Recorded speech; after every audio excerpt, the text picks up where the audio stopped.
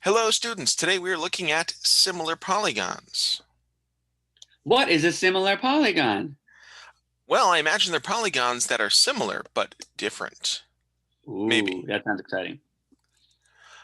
So we're looking at an example of a movie theater screen versus a TV screen, and I'm gonna move this down just a little bit. If I actually use, Says a movie theater screen is in the there we shape go. of a rectangle, 45 feet wide by 25 feet high.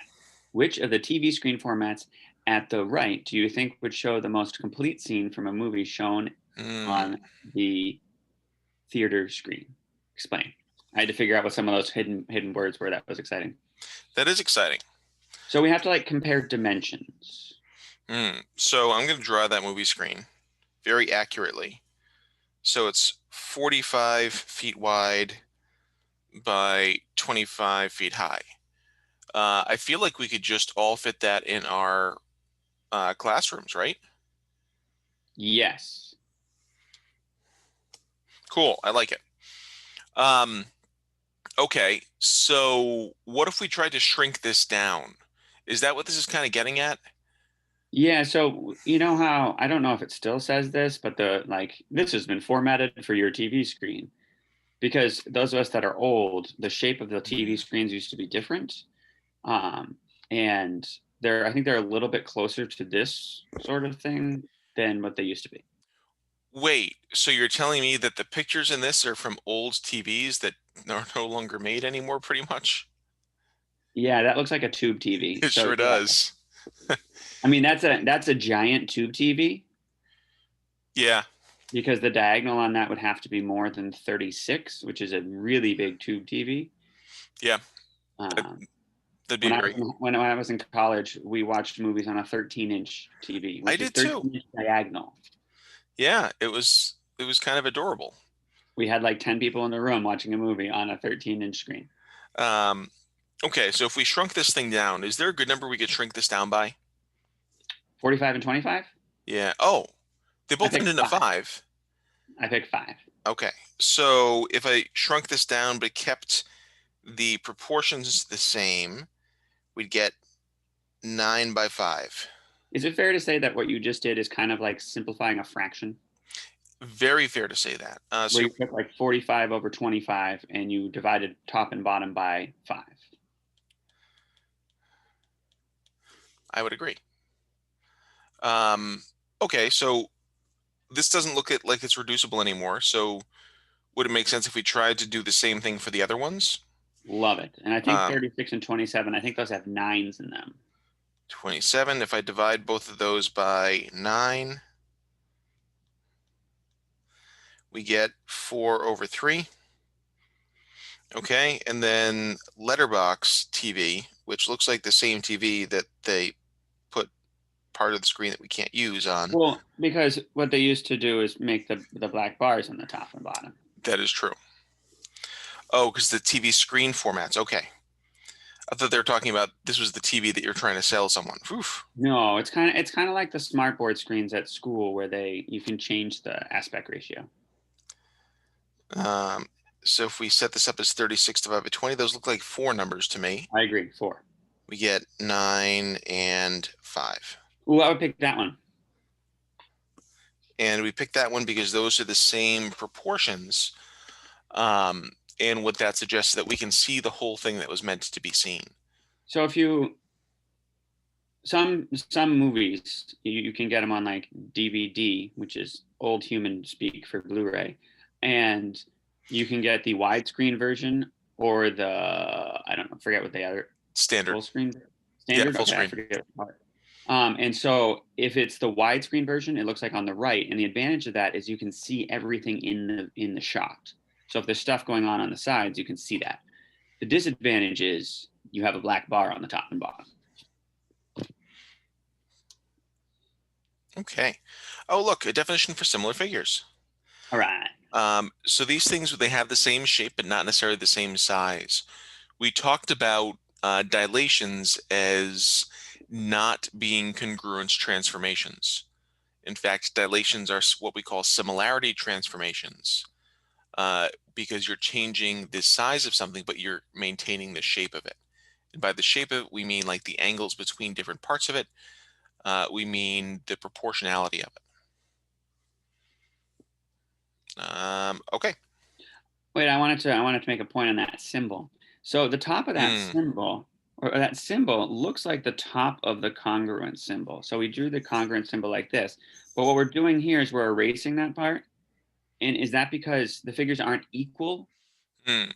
So we're saying that this symbol itself, and I'm just making stuff up here, uh, might mean same shape, and this part of the symbol might mean same size. Something like that. Yes. That would make sense to me.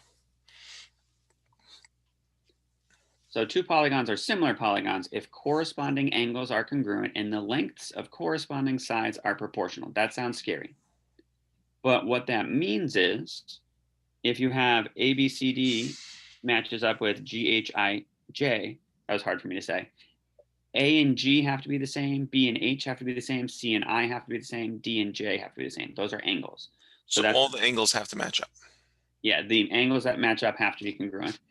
And then this bottom part sounds confusing, but what that means is if this is 2 and say this is 4 and this is 3 and this is 6 and this is 10 and this is 20 and this is, I don't know, 6 and this is 12, that if I divide each of those, I get the same number.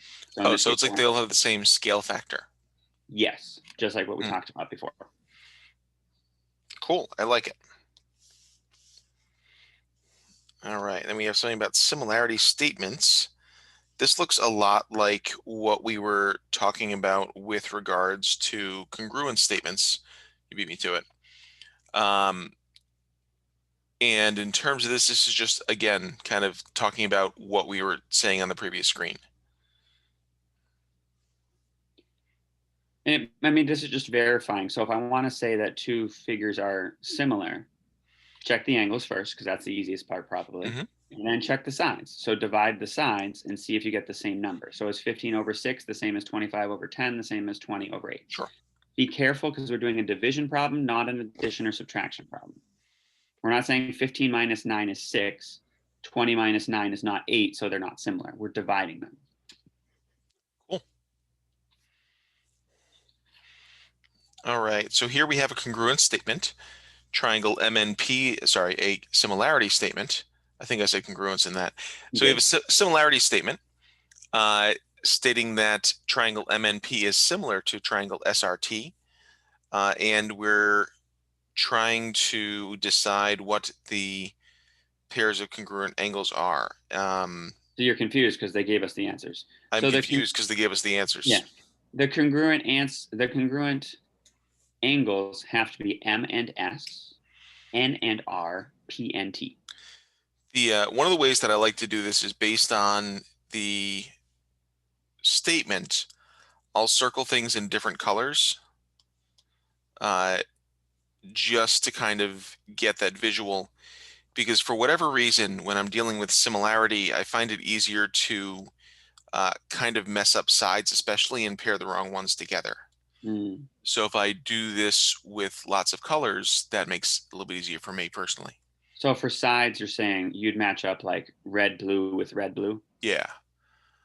And by Um, that, I mean like PN and TR. So I had to make sure I get the order right, yeah. which Now, is what they have there. They wrote it the other order, but it's fine. now notation question for you, Mr. Butterworth. I spend a lot of times with my students kind of lambasting them for writing things like you wrote when talking about sides. Is what you wrote okay? Are you talking about because they don't have the thing over the top? I am. Oh, okay. So I had to process what exactly you're asking me. So if I'm talking about that, that's talking about segment PN, Hmm. which is good. If I take off the thing on top, I'm talking about the length of segment PN. So that's Oh, an so here we have the ratio of the lengths, and the ratio of the actual physical objects doesn't really make sense. correct. Cool. Okay, so we've got to decide Yeah, if and this one these we actually have to do work. So now polygons are we similar. aren't going to be as confused. Hmm. Okay, so first thing I notice is that these are oriented the same way, which is really helpful for this. It makes it a lot less confusing. Second thing I notice is that all of the angles are marked in special ways. So like L and V all have 3 arcs. We've got M and W, which also have arcs that match. We've got J and T, which also have arcs that match. And then U and K are both right angles. So that means the figures are similar, right? Because the angles are congruent. Well, that's part of this. Oh, I gotta do Um, more. so we have kind of step one for this, which is that we have all angles are congruent to corresponding angles. Now we have to do the sides part. Interestingly, because of the shape of these, I think that all angles being congruent means they have to be similar. There are cases that that is not true, but because of the specific shapes of these things, I think that might be true. So you think these have to be similar? I do. See, I'm gonna go with fully disagree. Um, I think mathematically, based on the shapes, based on the angles, these would have to be similar. Based on the sizes that they're giving us, I think these are not accurate shapes. And I don't think that these angles could actually be congruent to each other. Oh, I see what you're saying. So you're saying perhaps they should be, but the problem that they made up shows that these figures are not. Right. So these angles are not congruent based on these sizes. Mm. That's a big issue, and that's Mm. not a fair problem. Not that I've definitely done things like that. So stop confusing the students. We showed that corresponding angles are congruent. Our next job is to show that corresponding sides have the same ratios. So I'm going to start with the big one. So I need to show that like 6 over 6, 12 over 6, 24 over 16, and 24 over 14 are the same. Now, obviously, those are not the same It's true, they're not. because, because I have 6 over 6 and 12 over 6, which are not the same number. So these figures are not similar based on the information we are given. Forget the like mathematical impossibility of things. These figures are not similar based on the information we are given. Cool. So All same directions right. here. We got to show if these figures are similar. So first step is the angles. So if we go with the Carlson color coding idea, we have C and F match up. We have D and A match up. Duh. And we have B and E match up.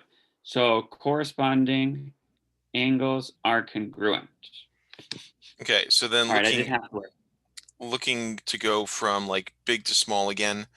I'm going to go blue red to blue red, so that would be EF to BC, which is going to be 20 over 16. Red green would be 15 over 12 for DE over AC. That's AB. There we go. And then we're going to have blue green, which is going to be 10 over 8 DF to AC. Now, these ones are not immediately right or wrong to me, so I'm actually going to have to reduce these. The previous one we could see because we had like 6 over 6 and 12 over 6. That was really easy to tell. For the first one, 20 over 16, both of those can be reduced by 4, and that gets us 5 over 4. The second one, both of those can be reduced by 3. That gets us 5 over 4. Third one, both of those can be reduced by 2. That gets us 5 over 4. Hey, that worked. Now, if the students are confused by your reduced by language, could the students just divide 20 by 16, 10 by 8, and Mm. 15 by 12? And if they get the same number, they're good? Yeah, those decimals will be totally fine. They'll be So, 1.25. right. So you could divide those and get 1.25 and say all these are 1.25, so these are all the same. There you go. I was actually going to be really, really angry if they had done the same thing in this one. Because the previous problem, there are reasons that we wouldn't be able to tell that. This one, there's no way around being able to tell that. I'm glad we don't want an angry Carlson. You wouldn't like me when I'm angry. Wait, we didn't finish that last problem. Oh, we didn't? I just remembered. The directions say to write a similarity statement Mm. and the scale factor. All right. Well, I think the scale factor we found, I just moved everything. I'm and you sorry. moved some stuff. I'm erasing that. Well, that's because, yeah. You keep talking. I'll erase. Okay. So the scale factor is going to be 5/4 or 1.25. That's the reduced ratio from big to small. We could also go 4/5 and go small to big, doesn't actually matter. Does it matter if they tell me in the directions? Do I have to pay It attention to that? does. Yeah. Okay. In this case, there was no directionality, so it doesn't matter. And as far as the matching up things, I'm going to go based on the arcs. So A is going to go with D, B is going to go with E, and C is going to go with F. That's boring, orderly angle names. It's a Uh, book. That's what they do. it's true. So I put some triangle symbols to talk about triangles because we have to talk about triangles because these are triangles. And then I put a similarity symbol. You just said triangle a lot. I did. Also, your first triangle looks weird, but I forgive you. You look weird. It's true. Okay. Are the polygons similar? If they are, write a similarity statement, like Mr. Carlson just did, and the scale factor. Would it make sense to uh, think about these maybe by side length first, or should we always go angle first? It doesn't matter that much, I don't think. But maybe the side lengths are easiest to discuss. So I'm gonna make an incorrect statement. I'm gonna say these are not similar because I'm gonna say 15 over 15 is not 10 Mm. over 20. Um, and I'm gonna talk strategy for a second and say it might be better for us to, if we can, pair the big side up with the big side. Oh, Um, that'd probably be a better move. especially looking at this, uh, and maybe this answers the question. Uh, trying to match up angles first will give us which sides are supposed to pair with what. But it's tough in this one because all the angles are right angles. In fact, in both of these, because these are both kind of weirdly symmetric shapes, and that gives us some Hmm. issues in terms of matching things up. Thankfully, the sides match up nicely in terms of having the same size in kind of both sets. So you're saying Um, I should match up like 20 and 15 yeah, and then 15 and 10. I think that'll help. If the humans are confused, if you have a 10 here, you also have to have a 10 there and a 15 there. Think back to like third, fourth grade when you were talking about shapes. These are rectangles, so the opposite sides have to be the same. Now I can reduce 20 over 15. I divide it by 5. So 20 over 15, if I divide by 5, I get 4/3. And I can also divide 15 by and 10 by 5. So that's 5/3, 5 halves, Nope. 3 halves. I'll There you get there go. eventually. Sorry, my daughter came in and distracted me, and then I forgot how to think. Those are not the same number. I agree. So that means these Therefore, are not similar. not similar. Okay.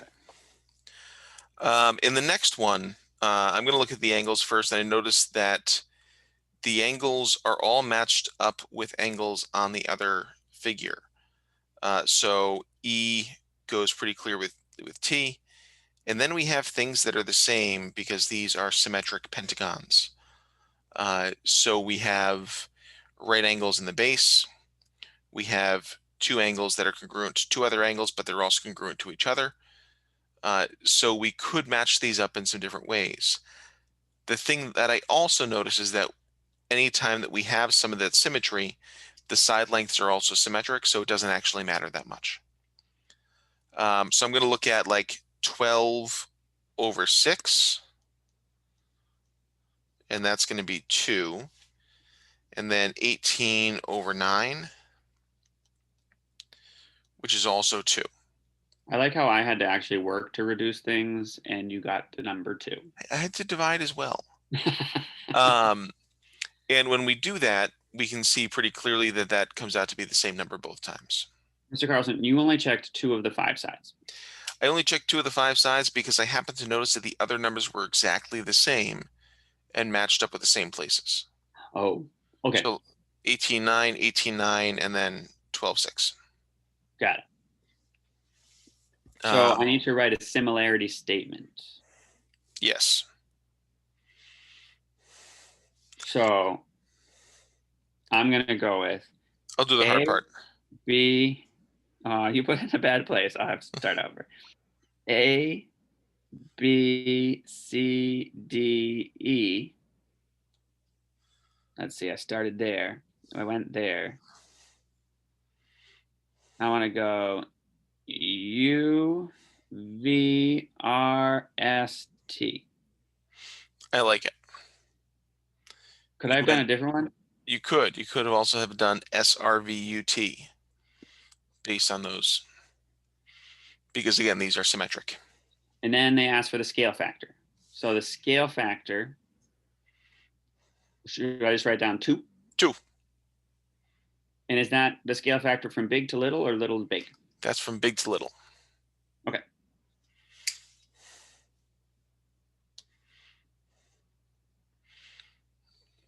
Ooh, here we have similar What is the polygons. We value have of to decide what the unknown stuff is. I'm gonna.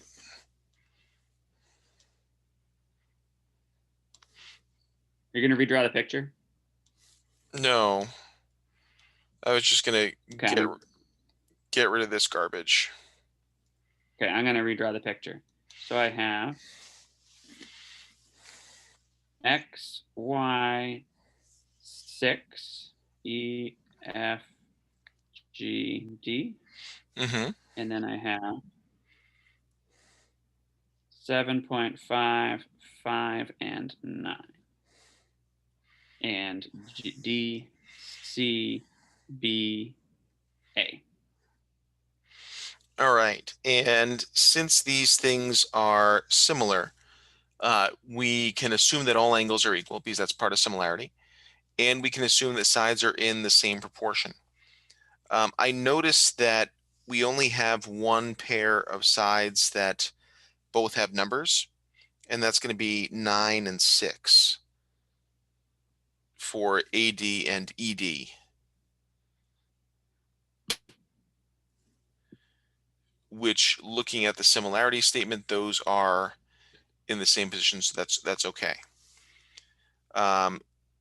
So to me, that means that both things would have to have a proportion of 9 to 6, no matter what we're looking at. Would it be okay for me to set up, since these proportions have to be equal, going from, like, if we're trying to find x, going the same way, 7.5 to x?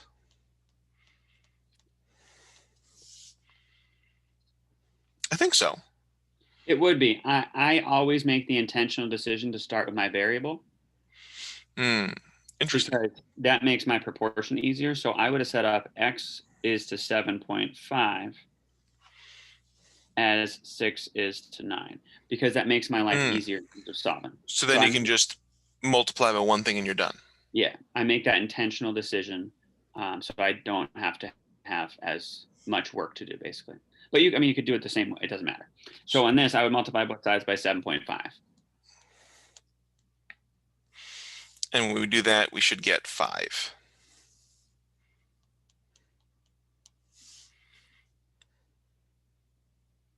So you just made that up. The what? Is that the actual answer? I didn't actually do the Yeah. calculation. Okay, I'll believe it. Because that's 2/3 times 75 is 50. Okay, got it. And then I was still like thinking about the setup. I hadn't thought about that part. Yeah. So then would it make sense to do the same thing for y, where we have y over 5 is equal to 6 over 9? I would, because as I said, I think that makes my life easier. If you multiply that by 5, we get a really delightful statement of 10 over 3, which is not the happiest thing, but that's totally fine. Could they have left it as 30 over 9? Yes, absolutely. I'm glad that you put the times 5 on the left side of that equation, because at first I didn't think you were going to, and I was going to yell at you for breaking the laws of math. Hey, I might skirt some of those laws, but I'm going to try not to break them. Sounds good. So we're designing a poster for a pep rally. So it's 6 by 10, and the space allows for the poster to be 4 feet by 8 feet wide. Do you think they picked 4 by 8 because that's how big a sheet of plywood is? Could be. Although that's also giving them a lot of credit. That's true. So is this Um, going back to that beginning thing where we look at the ratios? yes. And we also have an issue because we got feet and inches going on here. Which again, as you commented in the previous video, this wouldn't be an issue if we used common sense lengths, but we use ridiculous lengths that have weird things involving them. I think for me, this is easier to go from feet to inches so we don't have fractional things. So I'm going to say that 4 feet by 8 feet is actually 48 inches by 96 inches. Okay. So then if we have 6 inches by 10 inches, that's a little bit easier to process for me instead Okay. of saying a half and 5/6, because that seems. So if this is 6 by 10 and we're trying to figure out what the biggest thing to get into 48 by 96, I have a feeling that it might be easier if we kind of figured out how to get from 6 by 10 to something close to this. So if this is 6 by 10, we want to enlarge it. Mhm. Is it also fair to say that